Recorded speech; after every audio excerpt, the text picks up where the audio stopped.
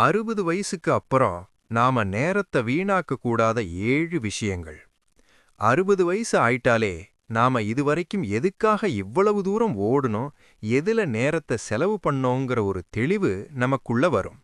இது ஏதோ வருத்தப்படுறதுக்காக இல்ல, இனிமே நம்மளோட எனர்ஜிய தேவையில்லாத விஷயத்துல வீணாக்காம சரியான வழியில பயன்படுத்தணும்னு புரிஞ்சிக்கிற ஒரு வாய்ப்பு. நம்ம நேரத்தை எதுலெல்லாம் வீணாக்க கூடாது, அதுக்கு பதிலா எதுல கவனத்தை செலுத்தணுங்கிறத இப்ப பார்க்கலாம். 1. மத்தவங்களோட போட்டி போடுறத நிப்பாட்டுங்க. நம்ம சின்ன வயசிலிருந்தே ஒரு விதமான ரேஸ்ல தான் ஓடிக்கிட்டு இருக்கோம். ஸ்கூல்ல மத்த பையனை விட அதிக மார்க் எடுக்கணும், வேலைக்கு போனா மத்தவங்கள விட சீக்கிரம் ப்ரமோஷன் வாங்கணும், பக்கத்து வீட்டுக்காரரை விட பெரிய கார் வாங்கணும்னு இப்படி மத்தவங்க என்ன பண்றாங்களோ அதை விட ஒரு படி மேல இருக்கணும்னே வாழ்ந்துட்டோம். ஆனா 60 வயசுக்கு மேலையும் இந்த போட்டி மனப்பான்மையை வச்சிருக்கிறது ரொம்ப தப்பு. இது ஏன் ஒரு பெரிய நேர விரயம்? உண்மைய சொல்லப்போனா, நீங்க யார்கிட்ட உங்க கெத்த காட்டணும்னு நினைக்கிறீங்களோ அவங்க எல்லாரும் அவங்கவங்க கவலையிலையும் ஓட்டத்திலையும் பிஸியா இருக்காங்க. நீங்க யாரை இம்ப்ரெஸ் பண்ண நினைக்கிறீங்களோ அவங்க உங்கள உன்னிப்பா கவனிக்கிறது கூட கிடையாது. ஒவ்வொருத்தரோட வாழ்க்கை பயணமும் வேற வேற. வேற யாரோ ஒருத்தரோட பாதையில நீங்க ஏன் போட்டி போடணும்? அப்படி போட்டி போடுறதுனால உங்க மன அமைதி தான் கெடுமே தவிர வேற எந்த நன்மையும் இல்ல. இதுக்கு பதிலா நாம என்ன செய்யணும்? உங்க போட்டிய மத்தவங்க கூட நிப்பாட்டிக்கிட்டு உங்க பழைய வெர்ஷன் கூட வச்சுக்கோங்க. அதாவது ஒரு 5 வருஷத்துக்கு முன்னாடி நீங்க எப்படி இருந்தீங்க? அப்போ இருந்த கோபம், பதட்டம் இப்ப குறைஞ்சிருக்கா? இப்போ இன்னும் கொஞ்சம் தெளிவா, நிம்மதியா இருக்கீங்களான்னு பாருங்க.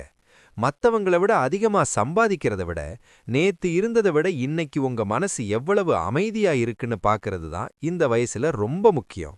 2. வேலைய மட்டுமே உங்க அடையாளமா நினைச்சுக்காதீங்க. நம்ம ஊர்ல ஒரு பழக்கம் இருக்கு. யார பார்த்தாலும் முதல்ல நீங்க என்ன வேலை பார்க்கறீங்க, இல்லனா எந்த பதவியில இருக்கீங்கன்னு தான் கேட்பாங்க. இதனாலேயே ஒரு 30-40 வருஷமா அந்த பதவியும் வேலையும் தான் நம்ம அடையாளம்னு நாமளே நம்ப ஆரம்பிச்சிருப்போம். ஆனா 60 வயசுக்கு அப்புறமும் அந்த பழைய பதவிய மனசுல சுமந்துகிட்டு இருக்கிறது தேவையற்ற சுமை. இது ஏன் வீணான விஷயம்? வேலைங்கிறது நம்ம வாழ்க்கையில ஒரு பகுதி தானே தவிர அதுவே வாழ்க்கை கிடையாது.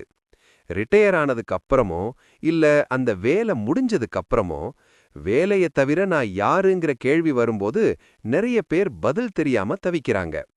அந்த பதவியையே பிடிச்சுக்கிட்டு இருந்தோம்னா ஒரு கட்டத்துல நாம ஒரு பொறியில மாட்டிக்கிட்ட மாதிரி ஆயிடும்.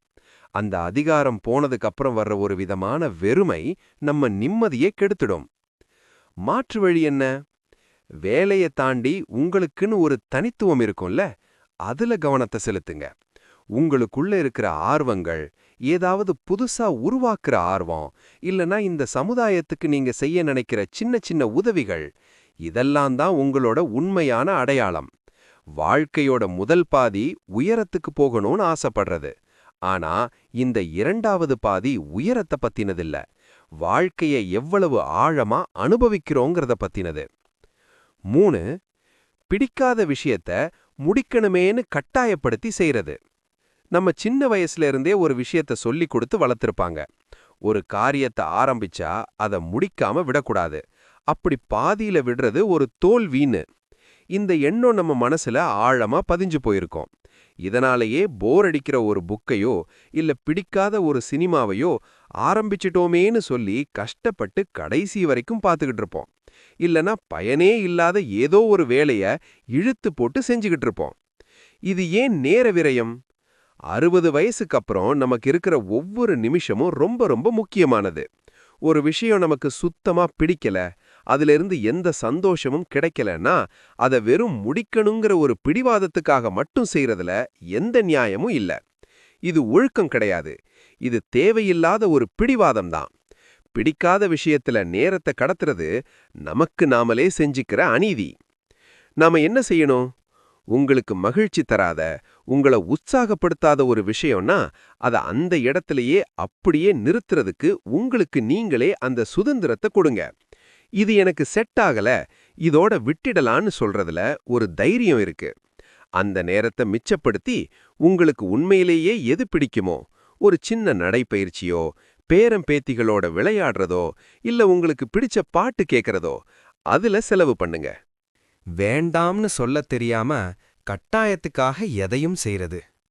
நமக்கு வயசானாலும் சில சமயம் இந்த மரியாதை பார்க்கறது, மத்தவங்க என்ன நினைப்பாங்களோங்கிற பயம் மட்டும் போகாது. யாராவது கூப்பிட்டாங்களே, போகலன்னா தப்பா எடுத்துப்பாங்களோன்னு நினைச்சிட்டு மனசுக்கு கொஞ்சமும் விருப்பமில்லாத பல விஷயங்களை செஞ்சிட்டு இருப்போம். இது ஏன் வீணான விஷயம்? உங்களுக்கு பிடிக்காத ஏதோ ஒரு தூரத்து சொந்தக்காரங்க வீட்டு விசேஷம், இல்லனா வேண்டா வெறுப்பா ஏத்துக்கிற ஒரு கமிட்டி மீட்டிங், இதெல்லாம் உங்களுக்கு நிம்மதியை தர்றதுக்கு பதிலா ஒரு விதமான மன அழுத்தத்தையும் எரிச்சலையும் தான் கொடுக்கும். ச்சே, எதுக்கு இங்க வந்தோம்னு அங்க போய் உட்கார்ந்துட்டு புலம்புறதுல என்ன அர்த்தம் இருக்கு? மத்தவங்கள திருப்திப்படுத்தணும்னு நினைச்சு வாழுற வாழ்க்கை நமக்கு நாமே வச்சுக்கிற சுமை. உண்மையாவே பாசத்துல செய்யறதுக்கும் ஒரு கடமைக்காகவோ கட்டாயத்துக்காகவோ செய்யறதுக்கும் நிறைய வித்தியாசம் இருக்கு. மாற்று வழி என்ன? 60 வயசுக்கு மேல உங்க மனசுக்கு எது சரின்னு படுதோ அதை மட்டும் செய்யுங்க. உங்க இருப்பை யாரு மதிக்கிறாங்களோ, யாரு கூட இருந்தா உங்களுக்கு உண்மையிலேயே சந்தோஷமா இருக்குமோ அவங்களுக்கு மட்டும் உங்க நேரத்தை கொடுங்க. இல்ல, என்னால வர முடியாது, இல்லனா எனக்கு இதுல விருப்பம் இல்லைன்னு ரொம்ப நாகரீகமா ஆனா உறுதியா வேண்டாம் என்று சொல்ல பழகுங்க. அப்படி சொல்ல ஆரம்பிச்சிட்டாலே உங்க மனசுல இருக்கிற பாதி பாரம் குறைஞ்சு நிம்மதி தானா வரும். 5. நான் சொல்றதுதான் சரின்னு மல்லு கட்டுறது. நமக்கு வயசாக ஆக நாம நிறைய விஷயங்களை அனுபவிச்சிருப்போம்.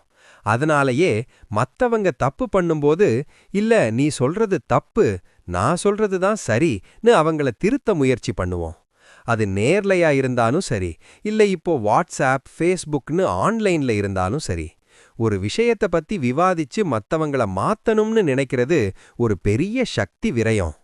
உண்மைய சொல்லப்போனா, இன்னைக்கு தேதியில விவாதம் பண்ற யாருமே உண்மைய தெரிஞ்சுக்கணும்னு வர்றதில்ல, அவங்க தான் ஜெயிச்சோம்னு காட்டிக்கணும்னு தான் வர்றாங்க.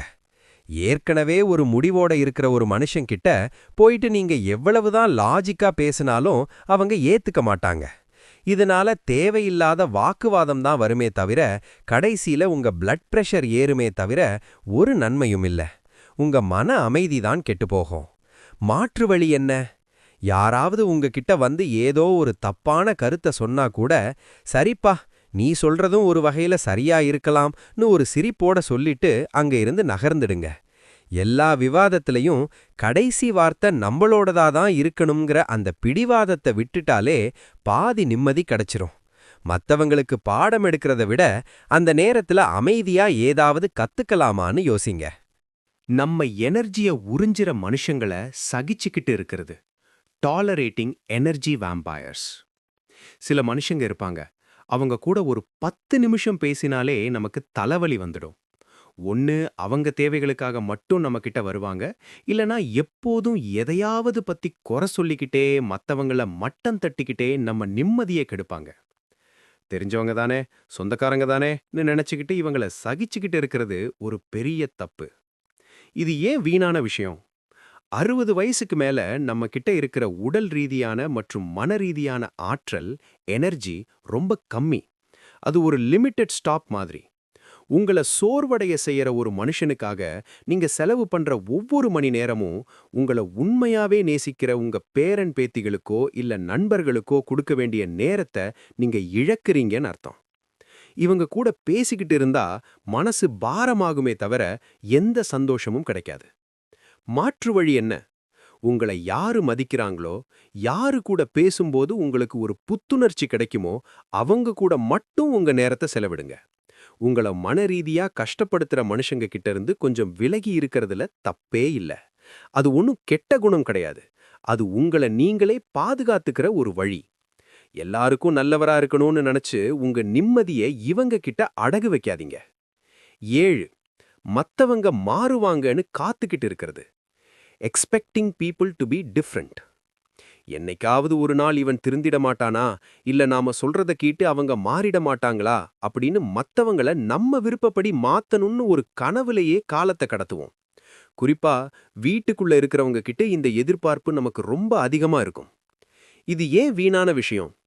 உண்மைய சொல்லப்போனா ஒரு மனுஷன் அவனா நினைச்சா ஒழிய மத்தவங்க சொல்லி கொடுக்கறதுனாலயோ இல்ல கட்டாயப்படுத்துறதுனாலயோ கண்டிப்பா மாறப்போறது கிடையாது. எப்பவும் லேட்டா வர்ற ஒருத்தர் இல்ல எப்பவும் பொய் சொல்ற ஒருத்தர் நாம சொன்னா மாறிடுவாருன்னு நினைச்சுக்கிட்டே இருந்தா கடைசியில நமக்கு ஏமாற்றமும் கோபமும் தான் மிஞ்சும். அவங்கள மாத்த முடியலையேங்கிற ஆதங்கத்துல உங்க நிம்மதியை நீங்க ஏன் கெடுத்துக்கணும்? மாற்று வழி என்ன? யார் மேலயும் கோபப்படாம இவங்க இப்படிதான்ங்கிற உண்மைய அப்படியே ஏத்துக்கோங்க. அக்செப்டன்ஸ். ஒருத்தரை அவர் இருக்கிற குணத்தோடையே உங்களால ஏத்துக்க முடியுமான்னு யோசிங்க. முடியலையா? அப்போ அவங்கள மாத்த முயற்சி பண்ணாம நீங்க அவங்க கிட்ட இருந்து எவ்வளவு தள்ளி இருக்கணும், எவ்வளவு பேசணும்னு ஒரு எல்லைய வகுத்துக்கோங்க. இது அவங்களுக்கு எதிரானது கிடையாது. இது உங்க மன அமைதிக்காக நீங்க எடுத்துக்கிற ஒரு முடிவு. 60 வயசுங்கிறது ஒரு புது ஆரம்பம். இந்த வீடியோல நாம பார்த்த 7 விஷயங்கள்ல உங்க வாழ்க்கையோட ரொம்ப நெருக்கமா இருக்கிற விஷயம் எது? ஆமாப்பா, நானும் இதனால தான் ரொம்ப நாள் கஷ்டப்பட்டேன் அப்படின்னு நீங்க எதை நினைக்கிறீங்க? இல்ல நான் சொன்ன இந்த 7 பாயிண்ட்ஸ் தவிர இத செஞ்சா இன்னும் நிம்மதியா இருக்கலாம்னு உங்களுக்கு தோன்ற அந்த ஒரு விஷயம், சீக்ரெட் டிப் என்ன? உங்க மனசுல தோன்றத அப்படியே கீழே கமெண்ட்ல சொல்லுங்க. ஏன்னா உங்க அனுபவம் உங்களை விட வயசுல சின்னவங்களுக்கு ஒரு பெரிய வழிகாட்டியா இருக்கும். அது மட்டும் இல்லாம உங்க கமெண்ட்ஸை நான் படிக்க ரொம்ப ஆர்வமா காத்துக்கிட்டு இருக்கேன். இந்த வீடியோ பிடிச்சிருந்தா ஒரு லைக் பண்ணிட்டு உங்க ஃப்ரெண்ட்ஸ் குரூப்புக்கும் ஷேர் பண்ணுங்க. அடுத்த வீடியோல சந்திப்போம்.